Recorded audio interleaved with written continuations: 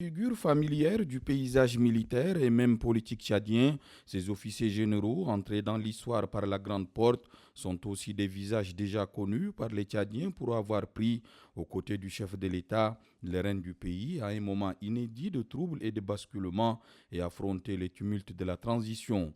Ils sont les héros du jour.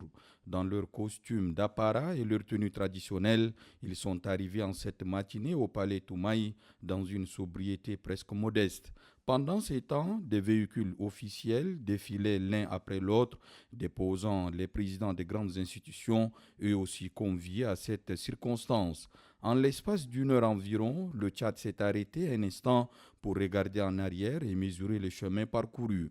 Difficile, laborieuse fut cette période de laquelle le pays est sorti plus fort. La mise en place faite par le secrétaire général de la chancellerie, général Dima Doumbay Bangmadi Gédéon, le chef de l'État Mohamed Idriss Déby Itnou, procède à la décoration. Au nom de la République du Tchad et en mon nom propre, je vous élève à la dignité de Grand Croix à l'ordre national du Tchad. L'émotion était palpable car chaque écharpe portée et chaque médaillon accroché sont les symboles de l'audace exceptionnelle qui a permis de sauver le Tchad du naufrage. La portée de l'acte et la prééminence du rôle joué par ces membres de l'ex-CMT sont justement revenus dans les propos du président de la République, Mohamed Idriss Déby Itnou, qui a tenu à s'adresser à ses compagnons et frères d'armes.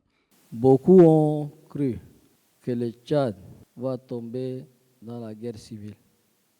Mais grâce à Dieu, grâce à la maturité de notre peuple, grâce aussi aux partis politiques, nous avons pu tenir les promesses. Nous avons démenti tous les pronostics qui envisageaient que le Tchad ne réussira pas sa transition. Je voudrais vous féliciter et vous remercier pour le soutien que vous m'avez apporté, pour le soutien que vous avez apporté pour notre pays. En tant que soldat, il était de notre devoir d'être debout pour sauver notre patrie et vous avez fait votre devoir. Fiers, les récipiendaires le sont. Ils voient en cette distinction la célébration d'une réussite collective de tous les Tchadiens. Au-delà de leur personne, les généraux Amin Ahmad Idriss et Azem Bermandoa Agouna soulignent que c'est l'ensemble des forces de défense et de sécurité qui sont honorées. C'est un honneur pour nous. Aujourd'hui, c'est une reconnaissance par rapport à tout l'engagement que nous avons eu et nous sommes reconnaissants envers ça. Aussi, nous remercions tous les Tchadiens d'avoir été matures pendant cette période-là.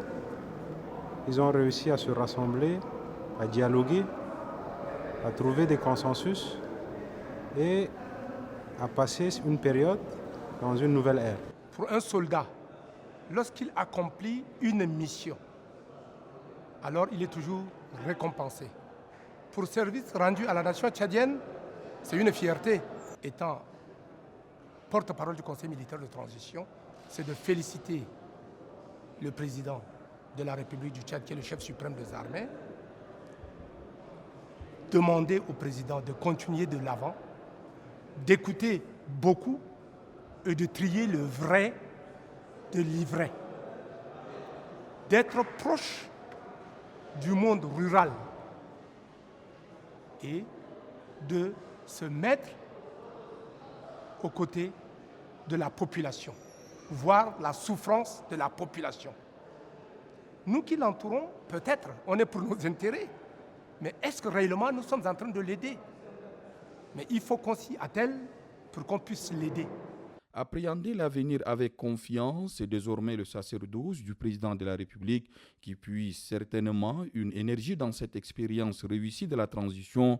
Lui qui est à la tâche pour transformer le pays durant son mandat, sait qu'il peut compter sur ses compagnons pour protéger, défendre, construire et investir, bref, apporter des réponses à ses concitoyens et libérer tout le potentiel du Tchad.